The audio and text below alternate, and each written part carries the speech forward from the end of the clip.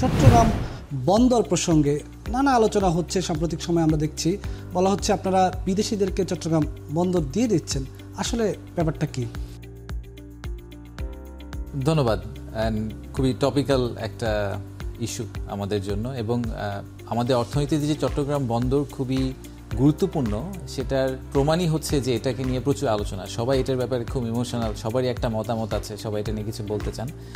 তো এবং আমরা এটাও জানি যে আমরা নতুন যে বন্দরগুলো নিয়ে কথাবার্তা বলছি, নতুন ইনভেস্টমেন্টগুলো নিয়ে কথা বলছি, সেগুলো যদি কাজ এই বছরও শুরু হয়, সবচেয়ে প্রথমটা আসতেই প্রায় লেগে যাবে 3-3.5 বছর। তো তার মানে আগামী 3-3.5 বছর অন্তত চট্টগ্রাম বন্দরের উপরই আমাদেরকে কমপ্লিটলি নির্ভর করে থাকতে হবে। তো প্রবলেম স্টেটমেন্টটা কোথায়, সমস্যাটা কোথায়, কেন আমরা এটা নিয়ে কথা বলছি?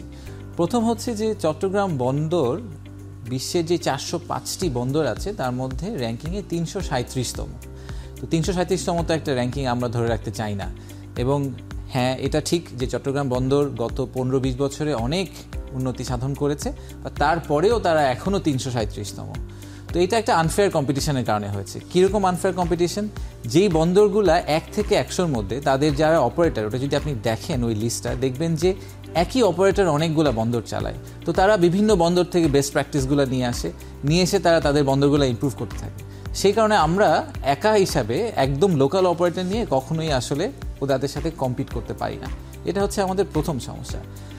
দ্বিতীয় সমস্যা হচ্ছে, যদি আমি চট্টগ্রাম বন্দরের রেভিনিউ, সরকার যে রেভিনিউটা পায় সেটা যদি দেখি, আর পাশেই আমরা কিছুদিন আগেই রেড সি গেটওয়েকে একটা নতুন বন্দর দিয়েছি, প্রাইভেট পোর্ট, সেটা রেভিনিউর মধ্যে প্রায় 20% পার্থক্য, শতকরা 20 আমরা কম পাচ্ছি চট্টগ্রাম বন্দর থেকে প্রত্যেকটা কন্টেইনারে। আর তৃতীয় সমস্যাটা হচ্ছে যে চট্টগ্রাম বন্দরে আমরা কিছু ইনভেস্টমেন্ট করেছিলাম সরকার থেকে প্রায় 15 বছর আগে, 10-15 বছরের মধ্যে।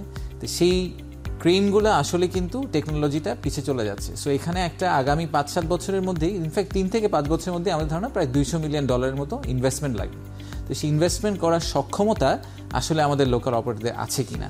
তো এই 3টা প্রবলেম স্টেটমেন্টকে সলিউশন হিসেবে দাঁড় করানোর জন্য, এই প্রবলেমগুলোর সলিউশন হিসেবে আমরা যেটা চিন্তা করেছিলাম যে আমরা একটা বিল্ড অপারেট ট্রান্সফার মডেলে আমরা একটা বিদেশি অর্গানাইজেশনকে নিয়ে আসবো, অপারেটরকে নিয়ে আসবো, যাতে সে আমাদেরকে ওই টেকনোলজি দিতে পারে, বেস্ট প্র্যাকটিসগুলোকে নিয়ে আসতে পারে, ইনভেস্টমেন্টটা করতে পারে, but at the same time সে তো আমার কাছে খালি লিজ নিচ্ছে। সো এক সময় সে আমাকে এটা আবার ফেরত দিয়ে দিবে। তো সেই সময়ের মধ্যে আমরা শিখে যাবো কীভাবে বন্দরটা চালাতে হয়, তখন আমরা নিজেরাই সেটাকে চালাতে পারবো। আর এটা নিয়ে যেই বড় দুটা সমস্যা নিয়ে সবাই কথা বলেন, একটা হচ্ছে জাতীয় নিরাপত্তা, আর একটা হচ্ছে যে আমাদের কর্মসংস্থান। তা আমি মনে করি না যে দুটার কোনোটাতেই আসলে ইম্প্যাক্ট হবে। প্রথমত জাতীয় নিরাপত্তার ব্যাপারটাতে আমাদের বাংলাদেশ নেভিকে আন্ডারমাইন করার কোনো কারণ নাই। ওনারা ঠিক পাশেই আছেন, ওনাদেরকে পাশে রাখা হয়েছে বন্দরগুলোকে প্রোটেক্ট করার জন্য। তা আমি শুধুমাত্র এটাই মনে করি যে নেভি পাশে থাকাটা হচ্ছে বন্দরকে আরও শক্তভাবে প্রোটেক্ট করার একটা ব্যাপার। আর এখনকার বিশ্ব তো আসলে একটা ইকোনমিক ডিপ্লোমেসির দিকে চলে গেছে।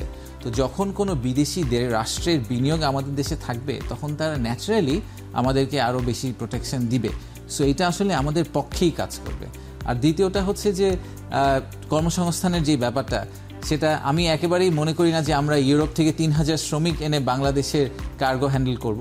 আমরা আসলে তাদের কাছ থেকে টেকনোলজি ট্রান্সফারটা আনার চেষ্টা করছি, আর একদম ম্যানেজমেন্ট লেভেলে, একদম এক্সিকিউটিভ লেভেলে, সিইও লেভেলে তাদের থেকে কিছু এক্সপার্টিস আনার চেষ্টা করছি। বাট আমাদের শ্রমিকরা ওখানেই থাকবে। ইনফ্যাক্ট আমাদের প্রেডিকশন তো হচ্ছে প্রায় 25 থেকে 30 হাজার কর্মসংস্থান যোগ হবে চট্টগ্রামে আগামী 5 বছরের মধ্যে। তো তাদের আসলে কর্মসংস্থানের সুযোগ বাড়বে।